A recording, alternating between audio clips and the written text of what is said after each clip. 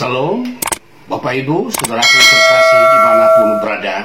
Saya menyampaikan sebuah renungan singkat yang bertemakan korban pengganti penebusan, substitute redemption victims. Pertama, kita harus mengetahui bahwa sejak Adam dan Hawa jatuh ke dalam dosa, di mana mereka melihat dirinya telanjang, maka Tuhan mengambil kulit binatang dan memberikan pakaian untuk mereka. Inilah korban yang pertama kali akibat dosa dalam sejarah hidup manusia. After Adam and Eve fell in sin, they were naked, and God took the skin of animals into their clothes, and this was the first victim in the history of human life. Bagian kedua yang perlu kita ketahui bahwa tatkala Tuhan menguji iman Abraham untuk mempersembahkan putranya kepada Allah, Abraham taat. Saudaraku, meskipun ada yang mengatakan bahwa Ismail yang dipersembahkan oleh Abraham, tetapi berdasarkan dokumen tertua di dunia sebagaimana tertulis dalam hukum Taurat, saya berkeyakinan bahwa yang dipersembahkan ialah Ishak. Siapa yang akan dipersembahkan bukan itu yang paling penting, sebab esensinya bukan siapa yang dipersembahkan, melainkan bahwa Allah sendiri ketika menguji iman Abraham dan ternyata ia taat, Tuhan telah menyediakan korban pengganti untuk dipersembahkan, yaitu seekor domba jantan. Ini berdasarkan kitab Kejadian pasal 22 ayat yang ke-13.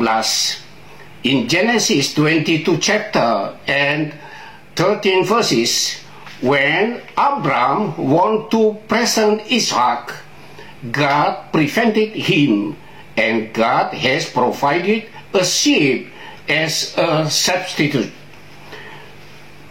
Saudaraku, perlu kita ketahui bahwa ketika Paskah pertama di tengah-tengah orang Yahudi yang ada di Mesir, maka korban yang dipersembahkan itu adalah korban anak domba.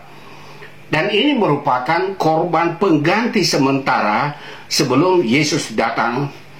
Ini dilakukan dalam ritual ibadah orang Israel sebagaimana tercatat di dalam Perjanjian Lama, yaitu menurut aturan-aturan hukum Taurat.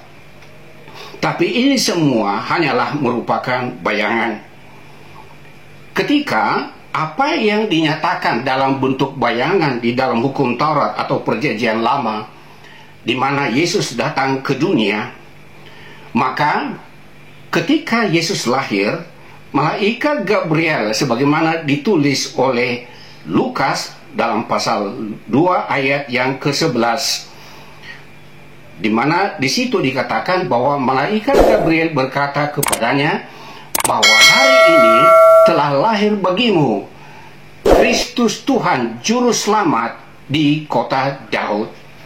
An angel of the Lord said, "Don't be afraid, I am here with all good news for you, which will bring great joy to all the people.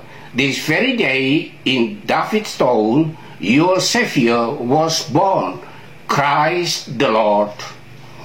Saudaraku, demikian juga ketika Yesus sudah dalam usia 30 tahun dan ia memulai pelayanannya secara terbuka, dan kemudian ia bertemu dengan Yohanes Pembaptis, dan Yohanes Pembaptis menuju kepada Yesus dan berkata kepada murid-muridnya, "Lihatlah anak domba Allah yang datang menghapus dosa dunia." The next day, John saw Jesus coming to him and said, "There is the Lamb of God who takes away the sin of the world.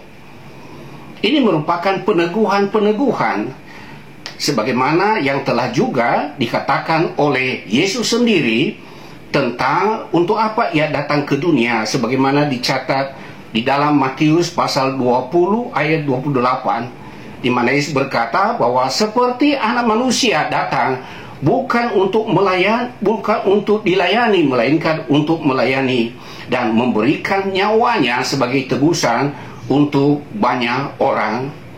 Even as the Son of Man came not to be ministered, but to minister and give his life a ransom for many.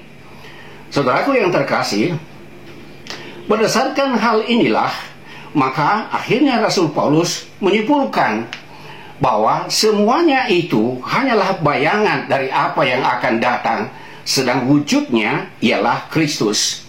Sebagaimana Rasul Paulus menuliskannya dalam Kolose 2 ayat 17. All such things are only a shadow of things in the future. The reality is Christ. Saudaraku yang terkasih, inilah yang telah Tuhan tetapkan sebagai sistem atau jalan penebusan, yaitu melalui sistem pengganti, substitution, redemption, victims, korban pengganti penebusan.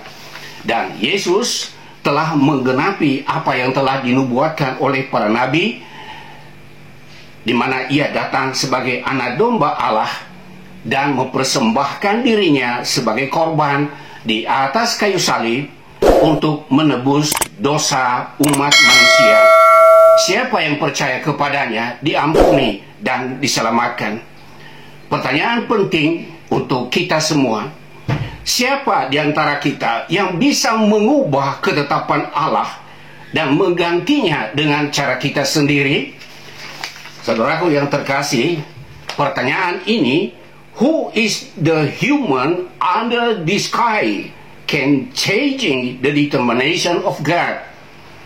Menurut saya, tidak ada seorang pun manusia di bawah kolong langit ini yang bisa mengubah apa yang telah ditetapkan Allah. Di mana sebelum dunia dijadikan, Allah sudah menetapkan dalam kekekalan bahwa Yesus Kristus sebagai anak domba Allah penebus dosa dalam perjanjian lama diwujudkan melalui korban-korban sembelihan. Dan ketika Yesus sudah datang, ia mewujudkan itu dalam wujud kematiannya di atas kayu salib sebagai anak domba yang sejati. Jikalau saudara berkata bahwa sungguh Yesus telah mati untuk saudara di atas kayu salib, maka tentu saya dan saudara patut berkata, terima kasih Yesus Kristus. Engkau telah rela menyerahkan dirimu berkorban menggantikan kami di atas kayu salib itu. Seharusnya lah kami manusia yang berdosa yang harus digantung di atas kayu salib itu. Tetapi karena kasih-Mu yang besar, Engkau telah rela mati ganti kami. Apakah kata-kata yang saya ucapkan ini merupakan ungkapan hati saudara setelah saudara mendengarkan renungan singkat ini? Jika itu yang saudara katakan, maka saya mau menyampaikan kepada Bapak Ibu saudaraku dimanapun berada, seperti Yesus katakan kepada seorang penjahat yang disalibkan di sebelahnya, hari ini juga engkau bersama-sama dengan aku di Firdaus. Kapanpun saya dan saudara dipanggil oleh Tuhan meninggalkan dunia yang fana ini, maka perkataan Yesus kepada orang jahat di sebelahnya itu juga akan terucap untuk saya dan saudara, di mana Yesus akan menjemput saya dan saudara dan berkata, hari ini juga engkau bersama-sama dengan aku dalam Firdaus. Firdaus, surga yang abadi. Tuhan memberkati kita semua.